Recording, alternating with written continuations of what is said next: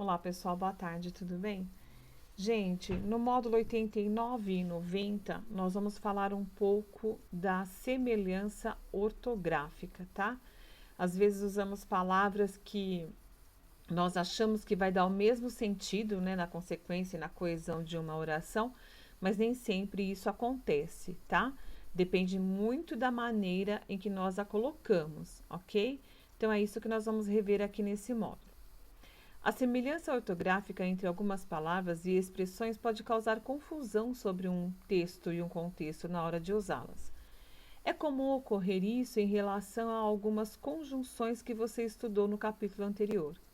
Assim, para evitar o uso inadequado delas, é importante conhecer o sentido que elas transmitem, ok? Então, ou seja, uma dupla de palavras que tem sido confundida, especialmente em situações informais, é o mais e o mas. Observe o uso de mas e o uso de mais. Aí ele passa um texto para vocês, que é um trecho, né, do Pinóquio Futurista, ok? Que na verdade foi até um filme também. Pessoal, nesse trecho, ele evidencia muito o uso do mas e o uso do mais. Vejam só, nessa resenha crítica do filme Inteligência Artificial, o termo mas é empregado em duas ocasiões. Mas David não é um menino igual aos outros, mas seu criador, o professor Robbie, não tem o ar bondoso e bonachão de Gepeto. Em ambos os casos, a palavra mas introduz uma ideia que é oposta do que foi anteriormente. No primeiro caso, o início do parágrafo mostra características do que seria um filho perfeito, mas, em seguida, o termo mas quebra essa expectativa positiva ao revelar que David não é um menino igual aos outros, pois é um robô. De modo semelhante, no segundo caso, espera-se que a situação de David seja igual à do personagem Pinóquio. O mas, no entanto, introduz que há diferenças entre eles, já que o criador de David não é bondoso como o do Pinóquio.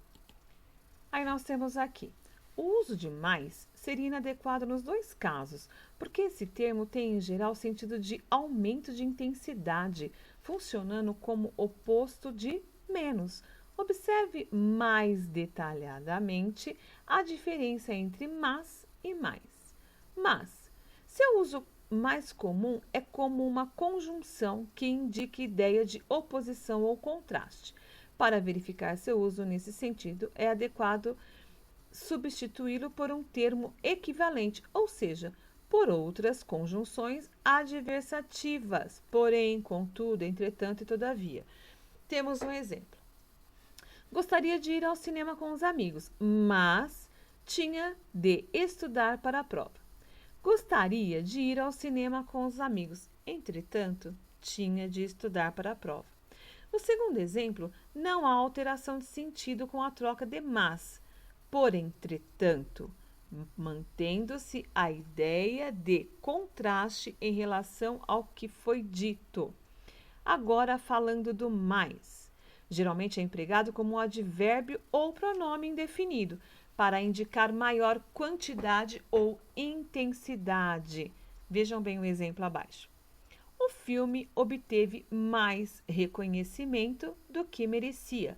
O filme obteve menos reconhecimento do que merecia. No segundo exemplo, embora mude o sentido da frase, o termo menos mantém a coerência dela. Isso não ocorreria, por exemplo, se ele substituísse o mas. Observe a incoerência criada na situação. Gostaria de ir ao cinema com os amigos, menos tinha de estudar para a prova. Ficou bem estranho isso aí, não é, pessoal? Veja bem, eu tenho uma regra que eu sigo para todos os alunos, que é o seguinte: todas as vezes que eu tenho que usar o mais, eu lembro da matemática. Porque o mais é como somar também, unir uma coisa a outra. E o mas é para eu dar entendimento e compreensão. Se eu falo assim, Estou cansada hoje, mas vou preparar as aulas. Eu estou dando uma explicação. Se eu falasse assim, estou cansada hoje, mas vou preparar as aulas. E aí? Eu estou adequando uma coisa à outra? Na primeira, eu falo, estou cansada, mas, ou seja, mesmo com o cansaço, vou preparar as aulas. Na segunda, quando eu falo, estou cansada, mas vou preparar as aulas, dá a impressão que assim, eu estou unindo um termo e acumulando um outro, ou seja, sobreposto a outro. E essa informação pode até ser compreensível, mas ela não fica coerente.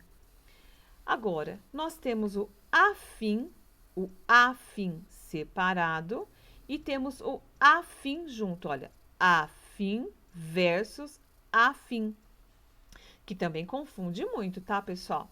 Além de mais e menos, é comum confundir o uso de afim separado e afim junto, da medida em que veja as diferenças entre essas expressões. O afim separado, com os termos separados afim, faz parte da locução prepositiva a fim de, que indica finalidade e objetivo. Nesse sentido, pode ser substituído pela preposição para ou para que, quando for, ou a fim de. Vamos lá. Estudou termos técnicos a fim de que fizesse um filme realista. Estudou termos técnicos para que fizesse um filme realista. Em situação informal, o afim separado, né, a fim de, é muito usado com o sentido de estar interessado. Estou a fim de ler um livro de ficção científica. Estou a fim de comer uma salada de frutas, ok? Agora, o afim junto. Esse termo significa semelhança ou afinidade com algo ou com alguém. Pode designar também um parentesco por afinidade e atua como um adjetivo. Então vamos lá. Nesta loja vende-se camisas, ternos e peças afins. O que é esse vende-se camisas e ternos e peças afins? Geralmente nos ternos nós usamos a abotoadora da camisa, né, para fazer todo o conjunto. Nós usamos a gravata. Geralmente, quando é uma ocasião muito mais sofisticada, nós usamos um colete por cima da camisa antes de colocar o paletó. E isso então quer dizer afins, ou seja, num linguajar mais popular, nós podemos dizer o seguinte: nessa loja vende-se camisas, ternos e acessórios. Você também iria entender, ok? Que é o comum que falamos, ok?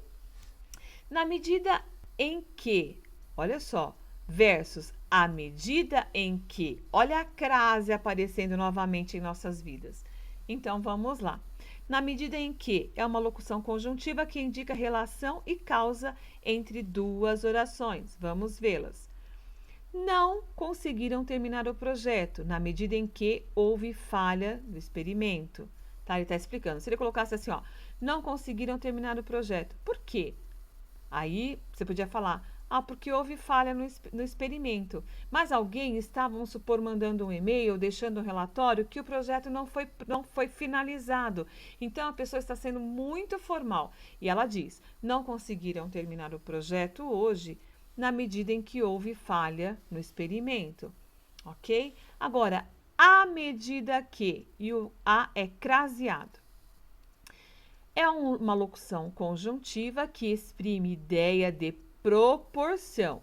Assim, pode ser substituída por conjunções proporcionais. Vamos lá. O desenvolvimento do país aumenta à medida que a educação melhora. Viram que diferente? Veja, o desenvolvimento do país aumenta. Ok, aumenta? Em que sentido? Por quê? Como assim? À medida que a educação melhora.